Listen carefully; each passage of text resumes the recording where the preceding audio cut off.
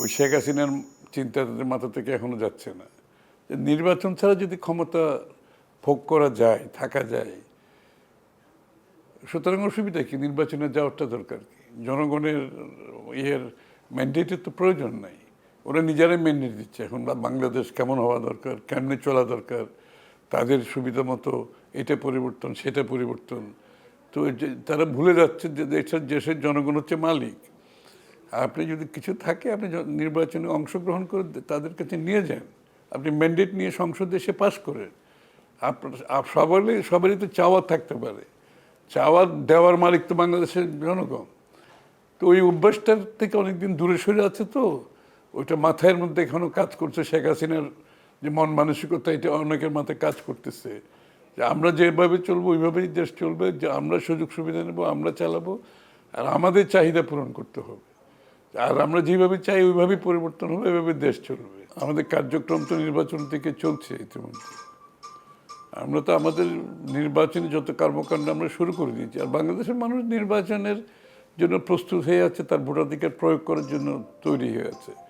এর মধ্যে যারা নির্বাচন চায় না, নির্বাচন করতে চায় না, জনগণের মালিকানা ফিরিয়ে দিতে চায় না, যাদের মধ্যে এখন মনে করছে এখনই বোধহয় তাদের জন্য ভালো সময়, নির্বাচনের দরকার কি, জনগণের প্রতিনিধির দরকার কি, জনগণের নির্বাচিত সরকারের দরকার কি, তো যাদের সেটার প্রয়োজন নাই তারা তো নির্বাচন চাইবে না।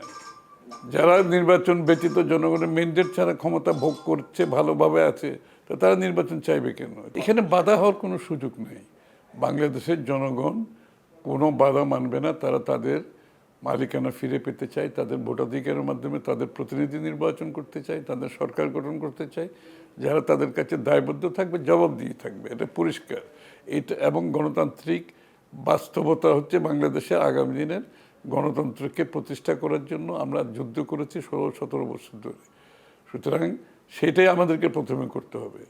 তারপরে একবার যখন আমরা জনগণ তাদের মালিকানা ফিরে পাবে, তাদের নির্বাচিত সরকার, সংসদ থাকবে, বিরোধী দল থাকবে, তখন জনগণ তার দাবিগুলো নিয়মিতভাবে আপনার তুলে ধরতে পারবে এবং সেটা প্রতিফলিত হবে সংসদে বিতর্কের মাধ্যমে, আইন পাশের মাধ্যমে, এবং সেটার সংসদের বাইরেও যেটা হবে সেটাও গণতন্ত্রের অংশ হিসাবে, কর্মকাণ্ডের অংশ হিসেবে চলতে থাকবে। বিএনপির মধ্যে আমাদের কোনো সংখ্যা নেই, আমরা এগিয়ে যাচ্ছি নির্বাচনের দিকে। বাংলাদেশের মানুষ নির্বাচন চায়। যারা বাধাগ্রস্ত করতে চাইবে, যারা গণতন্ত্রের শত্রু হিসেবে পরিচিত হবে, জনগণই তাদেরকে বাধা দেবে। তারা বাংলাদেশের মানুষের মালিকানা ফিরে দিতে চায় না, তারা বাংলাদেশের গণতন্ত্র দিতে চায় না, গণতন্ত্র ফিরে দেখতে চায় না, বাংলাদেশের মানুষের রাজনৈতিক, সাংবিধানিক, গণতান্ত্রিক অধিকার ফিরিয়ে দিতে চায় না।